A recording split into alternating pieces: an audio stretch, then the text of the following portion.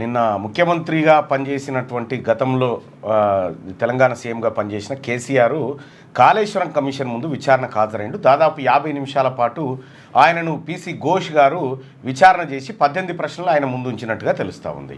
ఈ 18 ప్రశ్నలు ఏందనేది వివిధ పత్రికలు రాసుకొచ్చినాయి. అయితే కేసీఆర్ గారి లైవ్ విచారణ కానీ ఓపెన్ కోర్టు విచారణ కానీ జరగకుండా నేను పర్సనల్గానే మాట్లాడతా అని చెప్పి లోపలికి పోయిండట.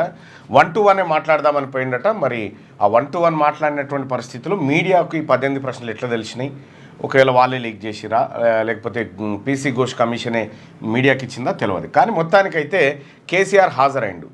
కేసీఆర్ హాజరవుతున్నాడని తెలిసి దాదాపు విపరీతమైనటువంటి కార్యకర్తలను రాత్రికి రాత్రి ఫోన్ చేసి అటు విచారణ కమిషన్ జరుగుతున్నటువంటి భవనం దగ్గరికి అందరినీ కార్యకర్తలను రప్పించిరట. అయితే విషయం ఏంటంటే అంతమంది కార్యకర్తలు వస్తే కేసీఆర్ వచ్చిండు, ఆయనంతలో ఆయన వెళ్ళిపోయిండు.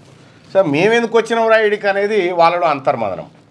సో ఏదేమైనప్పటికీ కూడా కాళేశ్వరం విచారణ పైన అనేకమైనటువంటి ప్రశ్నలు లేవనెత్తా ఉన్నాయి.